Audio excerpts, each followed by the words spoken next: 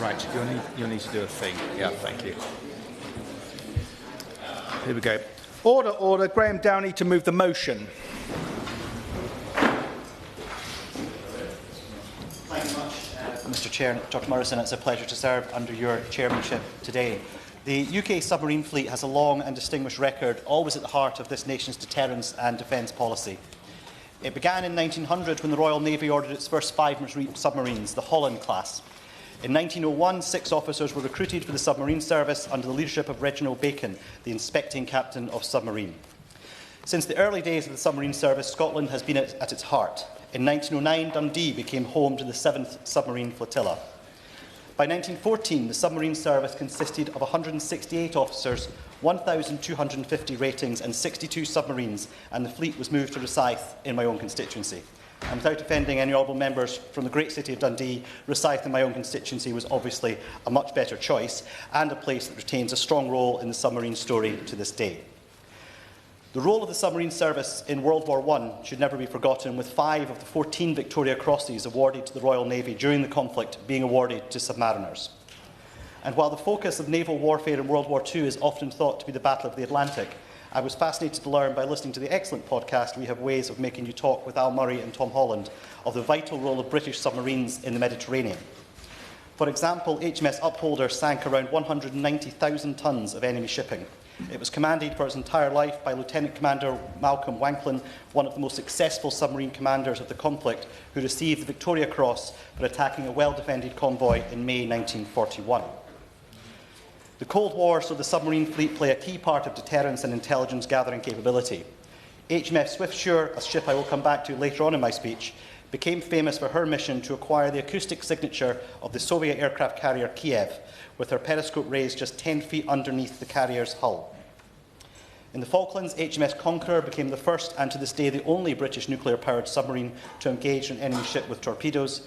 And after the attacks in the US on September the 11th, HMS Trafalgar and HMS Triumph played a vital role in hitting al-Qaeda targets in Afghanistan, and throughout, submarines have had extensive capability and role assisting UK Special Forces in their vital missions.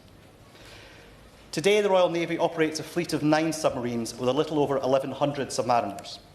4 are ballistic missile submarines of the Vanguard class that comprise the UK's submarine-based independent nuclear deterrent, along with 5 nuclear-powered Astute class with the capability of launching Tomahawk cruise missiles at land-based targets and Spearfish torpedoes at maritime targets. The submarine fleet is spread across the UK.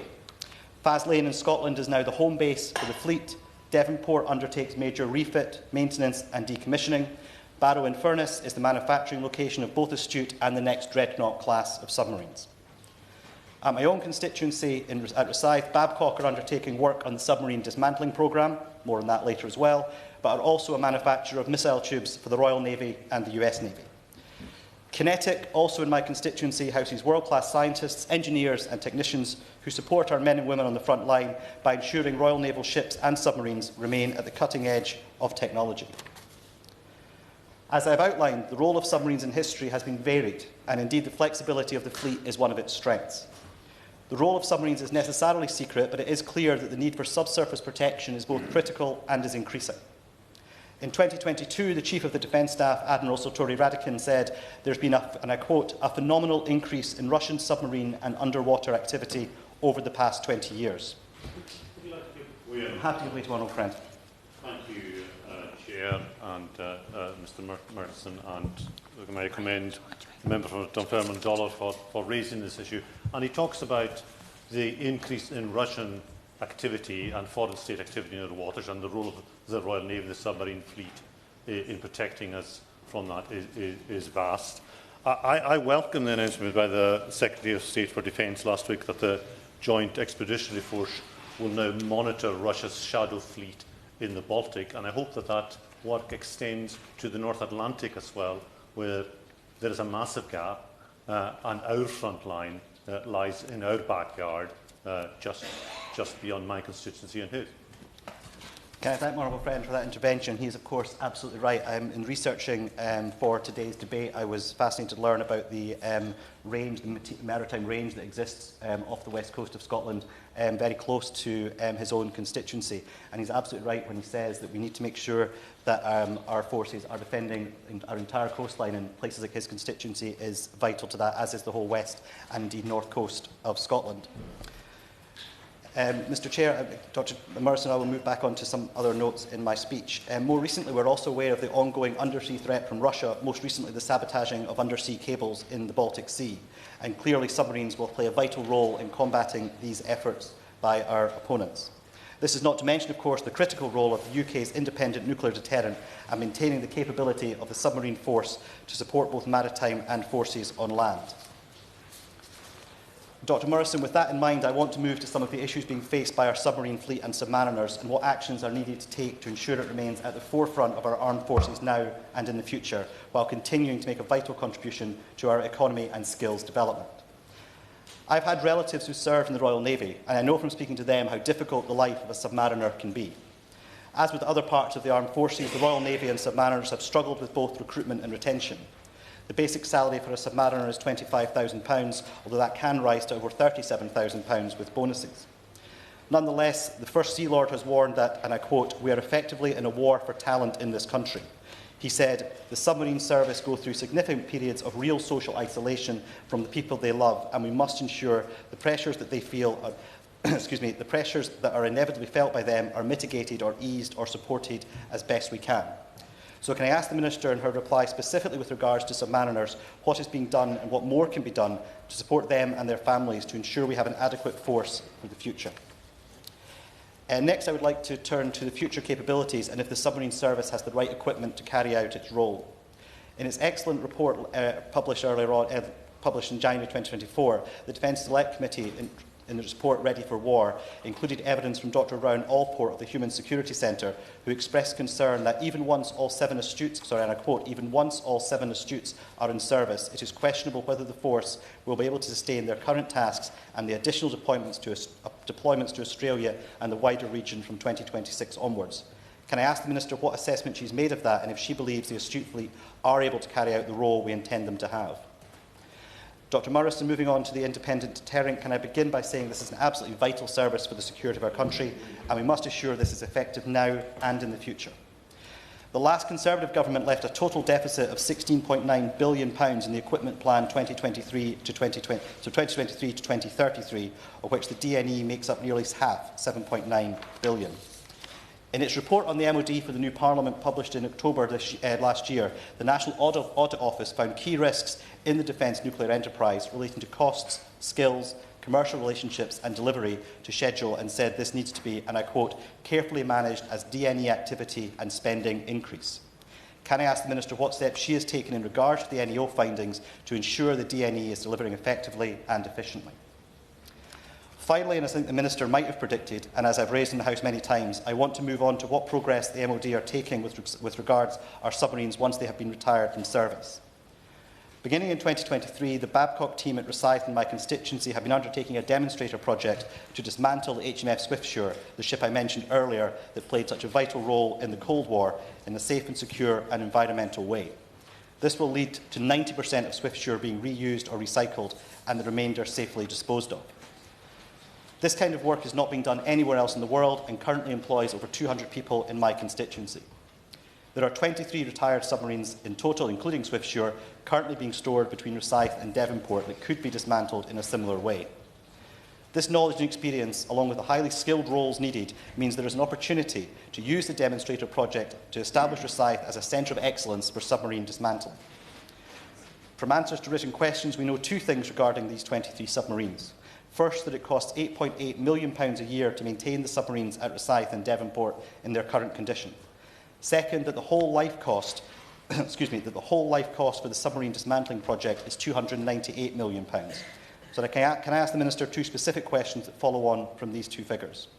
First, can she assure me that the almost £9 million a year cost of maintaining these submarines where they are is not slowly reducing the £298 million budget? And second, will she work with me, Babcock, Fife Council, Fife College and other local partners to help turn Rosyth into the worldwide centre of excellence for submarine dismantling? And can she say when she will be in a position to announce the next stages of the submarine dismantling project? This announcement could be a vital one for the ongoing success of the defence industry in my constituency and its ability to drive local economic growth and provide secure and well-paying jobs for local people. Dr Morrison, in closing, I just want to put on record my thanks to the members of the Submarine Service, the Royal Navy, and indeed all of our armed forces for the work that they do every day to keep us safe. We're living in an increasingly volatile and unstable world, and sadly it feels like our armed forces will be required to play an increased role in deterring our opponents and supporting our allies around the world in coming years. This House must be united in supporting our armed forces now and in the years to come. Thank you. Jim Shannon. Pleasure is to serve under your chairship for the second time this afternoon. This debate is just slightly less of numbers than it was in the last one, nonetheless equally important. Can I commend the honourable gentleman for Dunfermline, I think it is, and Dollar for his contribution. And he's making a habit of coming and picking subjects which all of us are interested in, and this one I'm particularly interested in as well. So our submarine fleet is of major importance to the Royal Navy, massively supporting our defence role and critically important for the future as well. And as other countries in the world build up their fleets, whether they be ships or boats or the submarine fleets are equally being built at the same time. So I believe there is a commitment and an interest for us here in the United Kingdom to make sure that we're also matching some of the demands set by others. This enables us to support our national security, and it is indeed a pleasure to discuss how we can further protect it. I think in today's age, with the cost of submarines and for one country, for instance, the United Kingdom, Great Britain and Northern Ireland, to do that themselves could be greatly prohibitive. But to do it with others and other countries within NATO or within the Australia, New Zealand, Japan, and that alliance that there is across in the Asia is really important to have in place as well. Simply because China are incredibly ambitious. You know, Mr. Chairman, better than most, and your contributions in the Chamber will confirm that China are a country with great imperial ambitions, a lust for all the things in the world. Almost like a sponge, whatever they can get, they want it, and they're across all the world trying to make it happen. Anyway, in relation to the submarine fleet, back home in Northern Ireland, Mr. Chairman, we don't have our own, obviously, dedicated submarine fleet, but we do have many people who serve in it, and we do play, I believe, a fantastic and important role in supporting the central UK fleet in terms of the wider logistical, training and operational functions. I'm particularly pleased to see the Minister in place. I look forward to the responses that the Minister will do, and the Shadow Minister in his former role, and here again, and with the knowledge that I think brings to this debate, which we'll have shortly, and from the Minister, Shadow Minister and the Minister. And Belfast particularly has a long history of supporting involvement in shipbuilding and supporting the Royal Navy.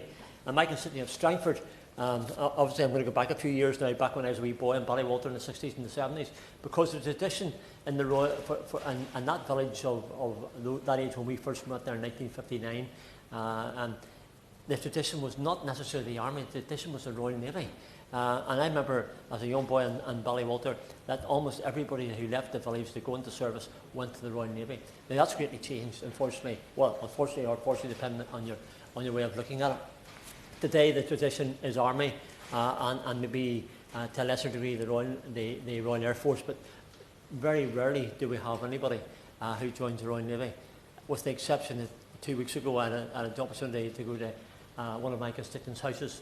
There was a wake on, and we in Northern Ireland have a tradition of going to wakes, and when somebody has passed away we know very well. But the young fellow in the house, here's the story. He's 19-year-old. He's going to the Royal Navy. I think is it Dartford? I think it may be. Is that right? Yeah. And he's going into the officer training. So there was just renewed my interest in the subject matter. There was a young boy, 19, a really special young boy from the village of Ballywalter, who's going to go there, be an officer in the Royal Navy, and he's committed his life in service in that. Harland and Wolff, I believe, can also play an important part in the shipyard. I know there's lots of things happening in the last few days in relation to Harland and Wolff, but Avantis, who will take it over, will hopefully promote the shipbuilding and hopefully maybe some of the submarine work as well. And the construction of naval vessels, and is at present day an important hub for maritime-related activities alongside Belfast Port 2. I'm aware that the honourable member is a keen supporter of the submarine dismantling programme and the benefits it could potentially bring to his constituents, and he's right to do that. Expect any MP to do that for his constituents, and he does it well. The Minister has made it clear that despite the fact that we have had nuclear submarines since the 80s, we have never dismantled one. And again, I would maybe request to the Minister, if we don't mind saying so, if we're going to look at this matter constructively and seriously for the future, we in Northern Ireland wish to be part, and could be part, I believe, of, not taking away the work from the Honourable Gentleman's constituency, of course, but just to say that there is a way of bringing us all together, and I think it's important that we do that. The UK submarine programme does face some challenges, Mr Chairman, in terms of funding, construction delays and technological advancements. So our nuclear-powered submarine fleet is heavily dependent on nuclear propulsion technology, one that requires high levels of maintenance and safety oversight. So it is important that we're up to speed in that, but also it's important that we look forward to the future as well. Our defence mechanisms are extremely important, and continuing to modernise our fleet will ensure that we have one of the most capable submarine forces across the world. That's the ambition of the Honourable Gentleman. It should be a great ambition to have. It's an ambition that government should have, and one that I would fully support. I conclude with these comments, Mr Chairman. There are ways and means in which every nation within this United Kingdom can play their part in the advancement of our submarines fleet. So I look to the Minister for reassurances that this will be taken into consideration when discussing our fleet, and look forward very much to hearing further updates in the future regarding the dismantlement programme. Mr Chairman, thank you. I intend to call the opposition spokesman at 1708. There are several members seeking to catch my eye. Brevity is a virtue. Paul Foster. Thank you, Chair, and I will be brief, and thank you for calling me. I start by congratulating my honourable friend, the member for Dunfermline Dollar, for securing this important debate on what without doubt is one of the, if not the, most critical elements of our nation's defence. Our submarines do, after all, carry our ballistic nuclear weapons, a continual at-sea deterrent. I have a long-standing, very passionate interest in the submarine fleet, as they're built by my friends and family in my hometown of Barrow-in-Furness, albeit that's not my constituency. And it's true to say that I could have well entered into a career in building them myself had I not decided to join the British Army instead in 1988. I wish to publicly commend the continued outstanding work of all the personnel within BAE Systems in Barrow in building what are quite possibly the most technically advanced submarines in service. I additionally commend our submariners who do a job, I never ever could, for extended periods, keeping us all safe from those who wish to cause us harm. I'm also fully supportive of retaining our nuclear deterrent, as well as the replacement Dreadnought programme. Looking at the current UK submarine fleet, I do have some concerns regarding a number of issues. However, I am aware that given the classified nature of operations, it would not be appropriate to raise them all. As I mentioned, I commend our submariners serving the Royal Navy in an exemplary manner, and I do hope that the current recruitment and retention issues being experienced within the service can be addressed quickly. The time these individuals spend continually at sea is certainly an issue that requires focusing upon, and I hope it is. The substandard defence accommodation for our serving submariners and their families is also clearly an ongoing issue that the Secretary of State is dealing with as a priority, and I would appreciate updates as to progress that's been made. The UK's next generation attack submarine, AUKUS, in collaboration with Australia and the United States, is a huge opportunity, not just for the shipyard in Barrow, but for the entire nation. It really is pleasing to see this global collaboration with two of our strongest allies, but also provides a long-term strategic path, along with the Dreadnought programme, for the submarine service to grow from strength to strength, and for the United Kingdom to continue to be a leading power in the sector. Does my honourable friend agree? Does my honourable friend agree that we need to grow the skills necessary to build, service and maintain our submarine fleet? Rolls-Royce Submarines in Derby is doubling the size of its site in preparation for AUKUS, and it has its own Nuclear Skills Academy, which provides 200 apprentices every year. So would my honourable friend agree that investing in apprenticeships is essential to providing the skills that we need? Thank you, and I thank you for your intervention. I wholeheartedly agree. One of the challenges that Barrow has faced over a number of years now is when previous governments didn't invest in the submarine fleet, we lost all the trades, we lost all the young people, and Barrow itself is a very small town. But you're right, Derby, Barrow, it's a massive opportunity for the entire country. And I'm sure many within us here today none of us would disagree that the British astute attack submarine is actually quite possibly the best that there is globally. I'm now going to finish, because I did say I'd be brief, but one area I do feel requires much attention, and it has been previously mentioned by honourable members, and I'm aware that the government are closely looking at this, is that of submarine decommissioning and dismantling. My understanding, as my honourable friend mentioned, is that there are currently 23 submarines, either at the Rosyth or Devonport dockyards, awaiting dismantlement, with no final solution yet agreed. We will then have a further 4 Vanguard-class submarines, which will leave service in the 2030s, and I trust that the current Strategic Defence Review is looking closely at this issue. To conclude, the UK submarine fleet deliver the cornerstone of our nation's defence, and our Royal Naval Submarine Service should be commended for their unwavering, continued and extremely challenging service they provide this country. Thank you, Chair. Donald.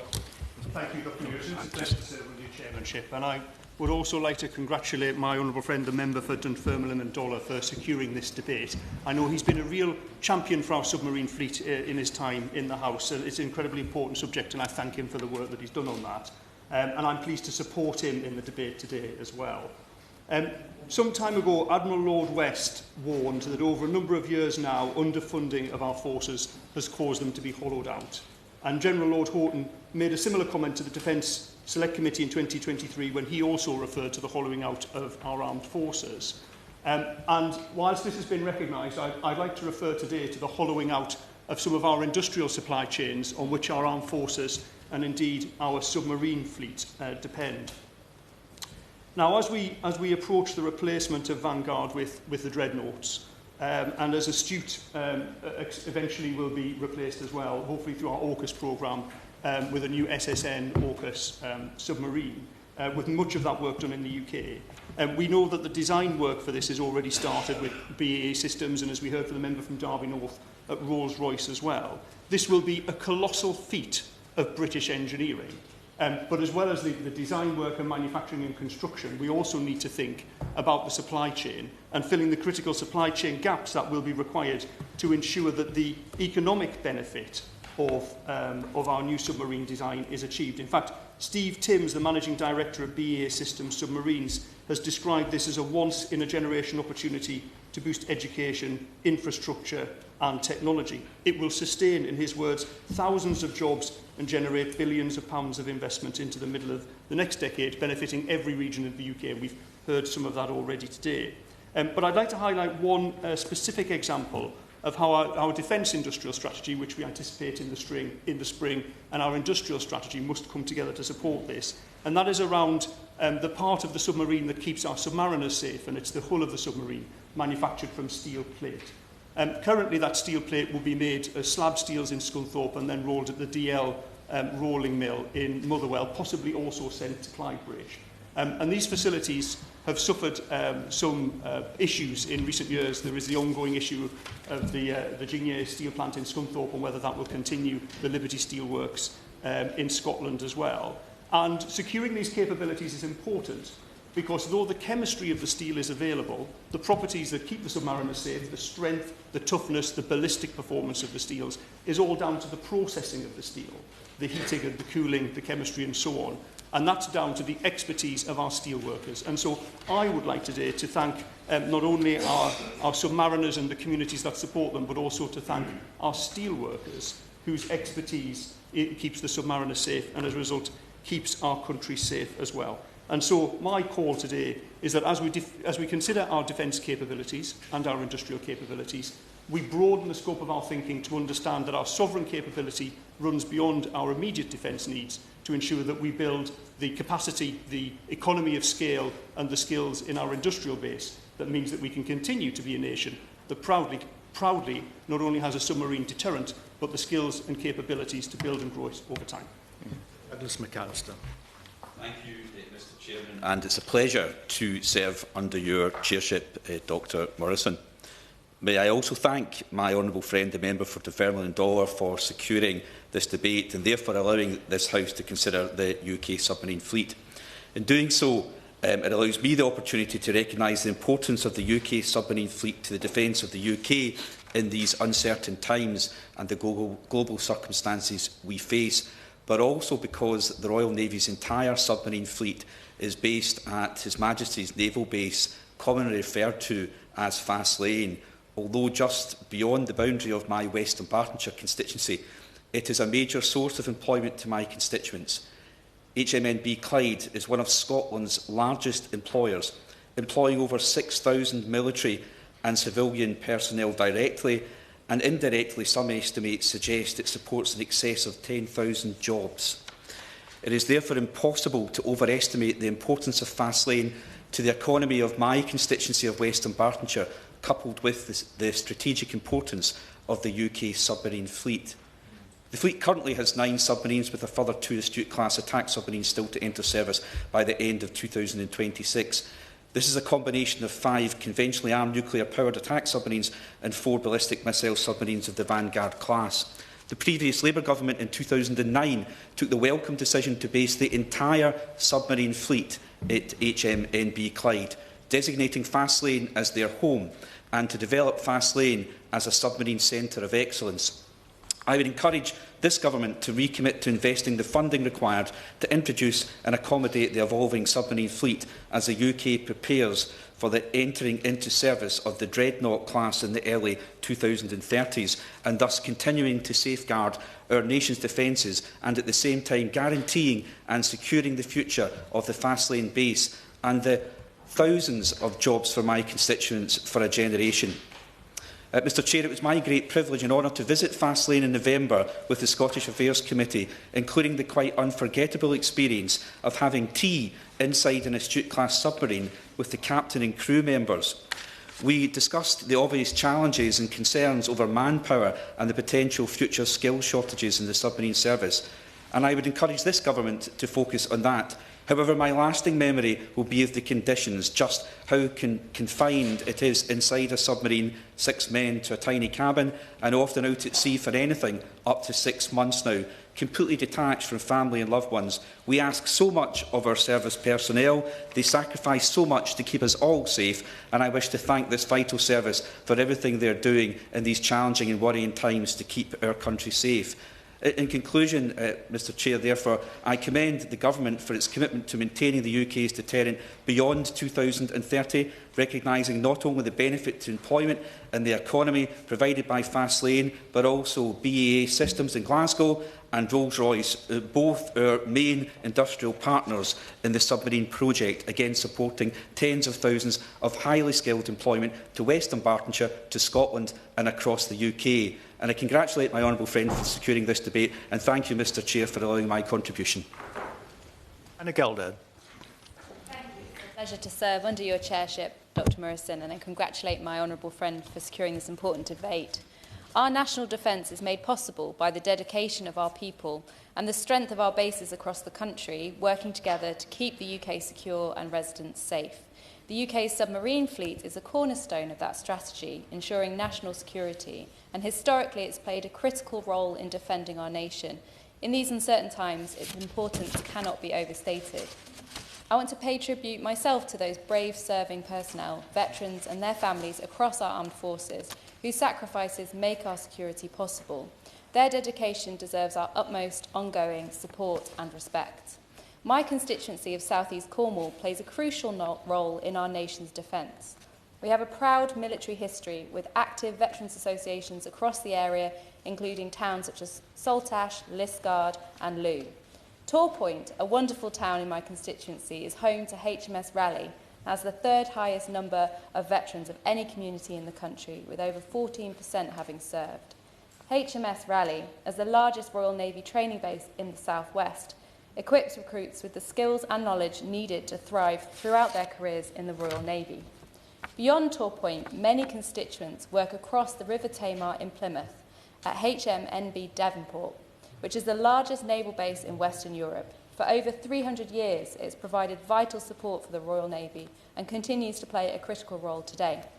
When the Minister gets to her feet, I would welcome her support and recognition of the importance of HMNB Devonport and of the hard-working and skilled people who make its operations possible. The armed forces are not only crucial for our national defence, but are also a central link to local communities, such as those in my areas, providing high-quality jobs and a sense of community. The close social and economic ties between South East Cornwall and Plymouth mean that the success and sustainability of HMNB Devonport have a profound impact on the people that I represent. I look forward to working with the Minister on this important topic and to hearing more details about the support for those whose contributions are invaluable to our national defence. Akehurst. Thank you, Mr. Chairman. And I'd like to thank my honourable friend, the member for Dunfermline and Dollar, for ensuring that this important debate can take place. I particularly wanted to put on record my welcome and support for the government's nuclear triple lock, which demonstrates our commitment to the strategic nuclear deterrent and the industries that support it. I think it's really, really important that countries that might threaten us understand the strong support there is in Parliament for the strategic nuclear deterrent and the role that it plays in protecting our country. The nuclear triple lock commits us to the construction of the 4 new dreadnought submarines in Barrow and Furness, which support a huge number of high-quality, high-status apprenticeships and jobs. I think it's 42,000 and 2,500 suppliers across the UK, directly and indirectly. And the supply chain benefits are felt in every corner of the country.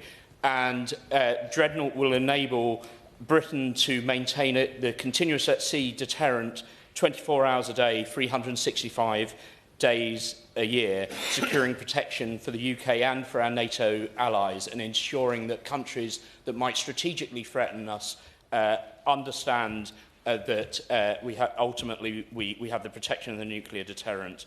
The triple lock also commits us to the delivery of all the future upgrades needed for these submarines to patrol waters and keep our country safe. The submarine fleet as a whole is a fundamental part, militarily and industrially, of UK defence, and I think it's the integration between the two parts of it.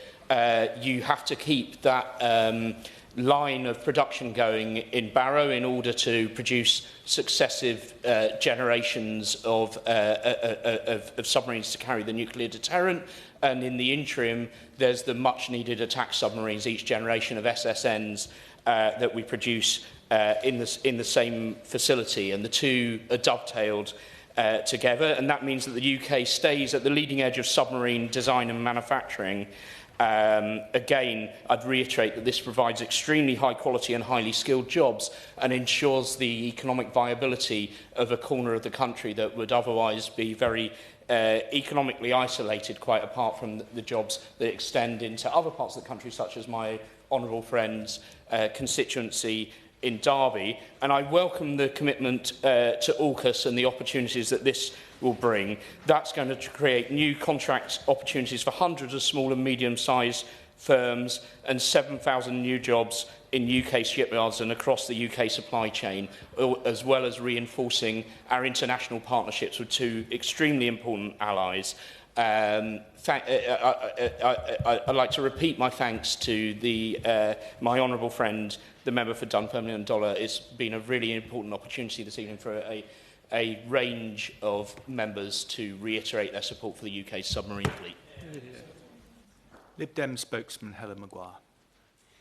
Thank you, Dr Morrison. It's a pleasure to serve under your chairmanship for the second time today, and I congratulate the honourable member for Dunfermline and Dollar on securing this debate. I'm only disappointed that we didn't somehow coordinate the music today, as so often is blaring out on a Wednesday afternoon, a yellow submarine, because this is a song that tells of the adventures of a submariner and reminds us all to thank all those who serve as submariners in such confined conditions. And it's so important that we recognise them because the UK submarine fleet is of critical importance for national security, economic development and defence of the rule-based international order. And has been discussed already, the Royal Navy's submarine fleet comprises 9 vessels, 5 Astute-class nuclear-powered attack submarines and 4 Vanguard classic ballistic missile submarines. And this fleet plays a central role in the UK's defence strategy, providing a continuous at-sea deterrent and contributing to global security through intelligence, surveillance and undersea warfare capabilities. However, as been mentioned, the submarine fleet does face significant challenges. Issues such as manpower shortages, delays in maintenance and ageing infrastructure risk undermining the fleet's operational readiness. Extended maintenance periods have raised concerns about the Royal Navy's ability to meet its current commitments and new obligations, such as deployments to Australia under the AUKUS agreement. The UK submarine industry is critical not only for national defence but also as a significant driver of economic growth and skills development. HMB Clyde, known as Faslane, home to the UK's entire submarine fleet, has received over £1.8 billion in infrastructure investment since 2015, supporting over 6,000 military and civilian jobs, making it one of Scotland's largest employers. Additionally, the construction of next-generation Dreadnought-class SSBNs and the AUKUS submarine programme is projected to create more than 20,000 jobs across the UK, including, as has been mentioned, 17,000 new roles at Rolls-Royce in Derby.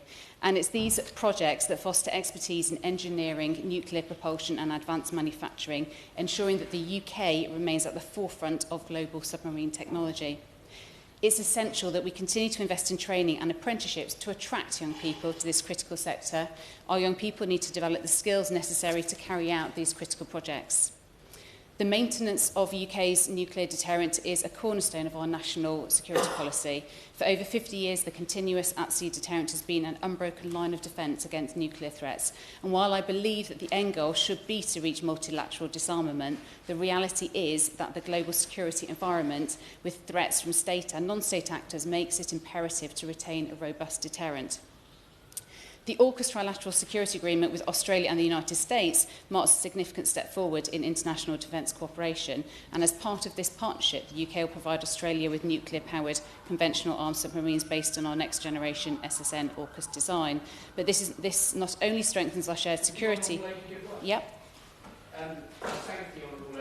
I just wonder if she could confirm her remarks suggest that the Liberal Democrats support the continuous at-sea nuclear deterrent now. And I remember there was a review when Nick Clegg was the leader of the Liberal Democrats that suggested scrapping the continuous at-sea deterrent and using coastal launched cruise missiles or using aircraft flying off of aircraft carriers, which I thought was most dangerous. And I'd be very reassured if it's now the case that the Liberal Democrats support the continuous at-sea deterrent. Thank you, and I thank you for your intervention and my ability to clarify that we do indeed support this, as was confirmed in our conference motion recently. I can't remember which conference it was, but it was a few conferences ago. So referring back to the AUKUS trilateral security agreement, as part of this partnership, the UK will provide Australia with nuclear-powered conventional armed submarines based on our next-generation SSN AUKUS design. This not only strengthens our shared security interests in Indo-Pacific, but also reaffirms the UK's role as a leading global defence partner. We must ensure that we continue to strongly show our support for this programme, particularly given potential policy shifts in the United States. Reports suggest that a future Trump administration might renegotiate the AUKUS agreement or deprioritise its commitments. In addition to their role in deterrence and warfare, submarines are critical for safeguarding undersea infrastructure, including data cables that underpin global communications and commerce. And the rise of seabed warfare, particularly from hostile states such as Russia and China, poses a serious threat to these assets, and a robust submarine fleet is essential to protect the UK's interests in this domain. Finally, we must tackle the long-standing issues within defence procurement. Delays and cost overruns in major programmes have hindered progress in building and maintaining our submarine fleet. A comprehensive industrial strategy is needed to provide a reliable pipeline of equipment procurement. This will not only ensure the readiness of the Royal Navy, but also support the growth of the UK's defence industry. The UK submarine fleet is a vital component of our national security, our economy and our international partnerships. While challenges remain, the benefits of continued investment in this sector are evident, and I urge the Government to prioritise the manpower, infrastructure and procurement reforms necessary to ensure that this critical capability is preserved and enhanced for generations to come. Thank you, Dr. Newson, and what a pleasure to serve under your chairmanship, and very appropriate as both a former ministerial colleague in Ministry of Defence and a former Commodore Surgeon in the Royal Navy, regular and reserve. Very welcome. And I'd say to the Honourable Gentleman, congratulate him on bringing forward this debate, Honourable Gentleman, for Dunfermline and Dollar. I think it's incredibly important and timely, as well as being incredibly interesting. And for me, having been the Minister responsible for the nuclear portfolio, Chair of the Defence Nuclear Board, is a great privilege in the MOD. Of course, one of the issues with the nuclear enterprise is you get very few moments to talk about it publicly. And so I see that this is an opportunity to join others, including the Honourable Gentleman for West Dunbartonshire, put it very well, in thanking all of those who serve on our submarines, particularly those who've maintained CASD 24/7 since 1969, an incredible achievement, but also thanking all of those involved in the whole defence nuclear enterprise, right from the First Sea Lord down to the apprentices who work, maintenance in Devonport, manufacture in Barrow, contractors in Faslane and elsewhere. It is a huge national endeavour which I'm pleased all parties in here now support. I think there's a key point about the deterrent, Dr Morrison, which is that, and I said this in the previous debate held by the Honourable Gentleman for Durham North, which was about missile defence, which is that in the SDR, we must never underestimate the role of the nuclear deterrent. I don't think anyone here does, but there is a tendency perhaps to take it for granted and therefore talk about all the other incredibly important areas, missile defence, about the Army, the Navy and so on. To me, nuclear is the most important part of our defence for this reason. No matter what missile defence we have, the reason the Russians will not launch at us is not because of that, it is because of our ability to retaliate. That is the fundamental fact of our defence. I hope it never comes to it, but it is an extraordinary weapon which we must maintain, especially with the threats that we face today, and it's brilliant to hear so many colleagues showing their support for the nuclear enterprise. Of course, it does have its challenges. Colleagues have mentioned about people and personnel. I think it's not just about those who serve in the Navy.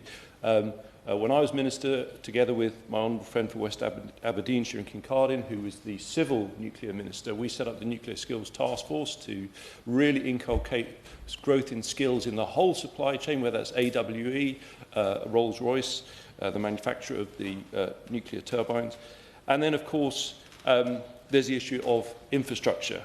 And the Honourable Lady Speaker of the Liberal Democrats made a very good point. We've had $1.8 billion invested in Faslane since 2015, so there's been significant investment in infrastructure. But when you talk about the nuclear enterprise, the need to invest in infrastructure is huge. It has been a significant factor in some of the issues we've experienced in terms of maintenance and so on. So it is vital that the government brings forward its promise to spend 2.5% on GDP on defence. We both agree on that. We both had it in our manifestos. Of course, the Mail on Saturday splashed that the target will not be reached well into the 2030s. It would be interesting to hear what the Minister thought of that speculation. I hope she will refute it 100% and perhaps tell us when, if not we will reach 2.5%, when exactly we will be told the timeline. Finally, on the point of the economic benefit, Dr Morrison, of course, the nuclear deterrent is expensive, although as a percentage of government spending it's tiny given the ultimate insurance it provides to us. But it brings a huge economic return as well. Some have spoken about the importance of AUKUS in terms of jobs and investment. It's going to be one of our biggest ever defence exports. But the Honourable Gentleman for Dunfermline and Dollar mentioned Rosyth, which is in his constituency, I believe, and the manufacture there of the missile tubes by Babcock. I had the privilege to visit that manufacturing operation. It's one of the most extraordinarily skillful examples of UK manufacturing. In fact, the very ability to manufacture nuclear submarines with all the technology involved is quite extraordinary, and we should be very, very proud of it militarily and economically. It's vital to our country, and it's good to see that we are maintaining a consensus today in support of the nuclear enterprise and our submarine fleet. Dr Morrison, can I begin by echoing many comments that you've already heard about what a pleasure it is to serve under your chairmanship, and I hope we're providing one of the most interesting of the debates that you've had to chair, although having not heard the others, I can't really have a view on it. Can I begin by saying that the government's 100% committed to the UK's independent nuclear deterrent, which keeps both the UK and our NATO allies safe from the most extreme threats, as the Honourable Gentleman for Suffolk South has said, and as the Honourable Gentleman for North Durham made a big point of setting out in his speech. We were elected with a commitment to deliver our triple lock guarantee, of maintaining our continuous at sea nuclear deterrent, constructing 4 new Dreadnought-class submarines at Barrow-in-Furness, and to delivering all future upgrades needed for that programme. And I'm glad to hear that across this chamber today there's been widespread consensus from all parties represented that that is the right way to go. Now, I'm very grateful to my honourable friend, the member for Dunfermline and Dollar, whose ears must be ringing at the moment with the gratitude that those around the chamber have been setting out for him for initiating the debate, because as the honourable gentleman for Suffolk South has said, it is timely and it is an important debate. And I'm grateful also for his ongoing interest in our submarine fleet and the disposal of decommissioned submarines. I'm not surprised he's interested in it, given his constituency interest, but it's good still to hear that he is so passionate about it. I'm also grateful to some of his constituents who are among the skilled workers involved in that work at the Rosyth Royal Dockyard, and I'd like to just echo comments by members here today who have said thank you both to our submariners but also to our industrial workers who actually could contribute across the nations to this enterprise, to this tremendously important enterprise. So I'm grateful to all of them, whether they serve on board a submarine, whether they serve in our armed forces, whether they help to build or maintain the submarines, and all the support work that goes into them. And also to my honourable friend from West Dunbartonshire, who talked about Faslane, and my honourable friend for South East Cornwall, who talked about Devonport, my honourable friend for Derby South.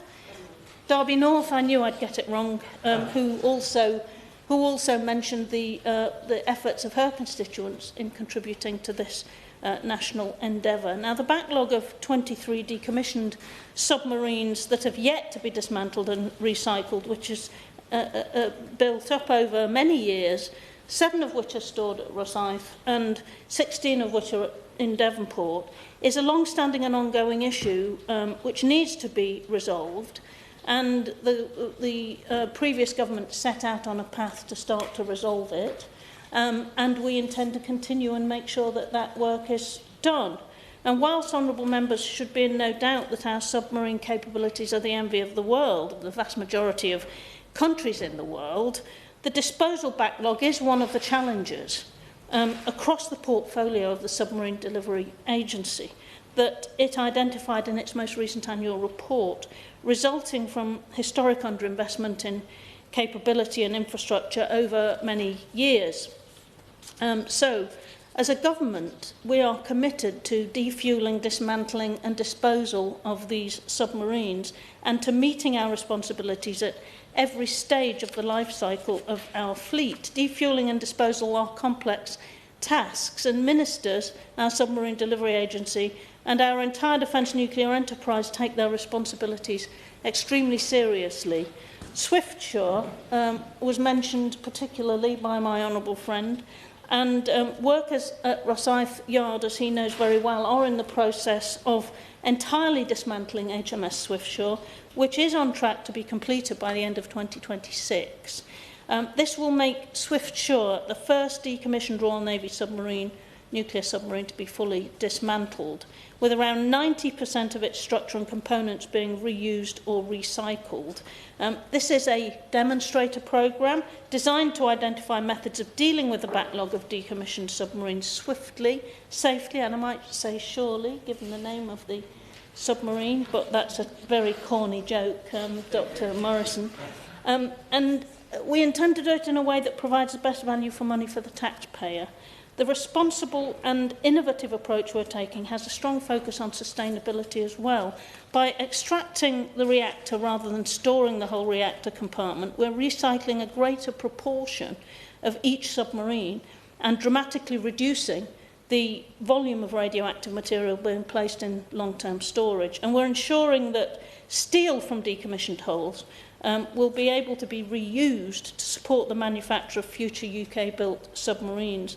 Workers at the Rosyth Yard have also successfully and safely completed the initial stage of dismantling process on 4 decommissioned submarines, so that probably should give my honourable friend some reassurance about future work that is going on, but this will pave the way to accelerate the programme, having learned from Swiftsure the best way of going about it, and should sustain high-skilled jobs in Rosyth as we deal with this legacy. Now, in parallel, we are evaluating our long-term options for future submarine disposal capability in the UK, within using the lessons being learned from Swiftsure, to enable us to dispose of future classes of submarine as they leave service, rather than end up with another situation where we have to park them at Devonport and then wonder what to do with them thereafter. The Submarine Disposal Capability Project was established in 2022, as I'm sure the honourable gentleman from Suffolk South recalls, and as I'm sure the Chairman you recall, to identify an enduring disposal capability for future submarines. The project is still currently in its concept phase, assessing all options for a future submarine disposal capability within the UK. And an initial study has shown there were various potential sites for disposal, including, of course, Rosyth. That work was investigative. Yes, of course, I give way to the honourable gentleman. For a very comprehensive response. In my contribution, I'm very keen, of course, to see that we all share the potential of the dismantling of the submarines. I know the Honourable Lady is very keen to do that. Is there any possibility that we in Northern Ireland could, perhaps through Harland and Wolff and others, maybe be able to be part of that? Thank you. Well, I think I'm going to have to go back to my officials and interrogate them about what the possibilities are in Belfast. It's not a place where submarine work or nuclear work has been done previously, and so I think there will be criteria against which any potential place to do this would have to be met. But I will certainly go back and challenge my officials about the extent to which Belfast... Indeed. I think she makes a very important point, because as she knows, what's happened essentially is there is a blockage in the infrastructure caused by having all these submarines awaiting dismantling. Can she confirm she will be looking all over the country at potential places to add capacity? Because I'm sure she agrees it could be immensely valuable economically to those areas that could get involved. Of course, I can confirm that, and we're more than willing to look at any suggestions that any honourable members might have to make. Now, I'd like to take a little bit of time to try and answer some of the specific questions that my honourable friend, it's his debate, actually raised, and he asked specifically about the well-being of submariners and what's being done and what more can be done to support them and their families. Now, of course, we're aware of the pressure put on submariners and their families during the long periods of absence. They're given extensive training prior to deployment to try and help prepare for life underwater and for life away from their families for such a long time. They do have access whilst at sea to a weekly short message from their nominated loved one, which should help, although, of course, it's not quite like being in the same place at the same time. And when returning from deployment, submariners have access to Royal Navy Family and People Support Services, can offer a range of specialist tailored welfare services if they are needed. And recognising the impact on families, Royal Navy have also worked to enhance support for families of those deployed and backed by service charities. So there is work that we are conscious of the extra pressure that there is, and we do take steps to try and make sure that there is support and help. And my honourable friend went on to ask whether or not what assessment I can make of the astute fleet and whether they're able to carry out the role that we intend them to have. Well, now we strongly would say that we're perfectly capable of carrying out all of the roles that are required of our fleet. And the honourable gentleman is aware there are two more astutes currently not yet commissioned, Agamemnon and Boat 7. And we will continue and build those, and we expect that the new class of to replace Vanguard will also be fully built, and certainly the first boat is on target in terms of timing. At present, it's within the target that that has been set for it. So we're confident that the fleet can do what it's intended to do and what it's meant to do. The honourable gentleman also asked about steps that have been taken in regards to the NAO findings to ensure that the defence and nuclear enterprise is delivering effectively and efficiently. The organisations that make up defence and nuclear enterprise are working, I think, more closely than ever before, operating effectively as an integrated team to ensure the maintenance of the continuous at-sea deterrent posture. We're harnessing expertise and experience of multidisciplinary teams to deliver this mission, and are committed to sustainment and renewal of the nuclear capabilities for as long as required. And obviously the work that the NAO does is tremendously valuable to us, and it shines a light in a very positive way and focuses minds, I think, in the department and in the defence nuclear enterprise on making sure we do the best we possibly can in terms of value for money and delivering on time and to budget. The honourable gentleman asked me about the budgets that he's discerned from parliamentary questions about the £9 million a year cost of maintaining submarines that are awaiting disposal, and whether that's reducing the £298 million budget for the major projects portfolio data that he got out of a parliamentary answer. Obviously, we don't release particular spending profiles for individual programmes, but what I can tell him is that latest whole life cost for the submarine dismantling project is £298 million, and that figure includes costs associated with dismantling work in Rosyth and maintenance costs for decommissioned submarines in Devonport. He also asked me whether or not I will work with Babcock, Fife Council, Fife College and other local partners to help turn Rosyth into a world-leading centre of excellence for submarine dismantling, and he wants a quick announcement on the next stages of the programme. Well, we are currently learning lessons from the dismantling of Swiftsure, which I've told him, and he already knew, is on target to be completed by the end of next year. And it's at that stage that's going to pave the way for future dismantling. And he knows that there are already 4 submarines there that the first stages of the process have been undertaken. So once that work is done and we've finished with Swiftsure, we'll be able to look to accelerate the programme in Rosyth, learning the lessons that we will have learned, and that's going to sustain high-skilled jobs, support sustainability. And I think that he will then see what we will have made more progress by then on what the future, where the future is for the submarine disposal capability that we seek. I'm happy to work with him and with his local council and other organisations. Indeed, we already do. There's a partnership between MOD, Royal Navy, local authorities, nearby universities and colleges called the Errol Gibb Innovation Campus. And there are 3 projects currently earmarked there for some funding which relate to Rosyth. And we're more than happy to try and assist in making sure that the local area and his constituents get the absolute best value for the money that is being spent there in Rosyth. So I hope, Dr Morrison, that answers at least some of his questions. Thank you. Graham Downey to wind up.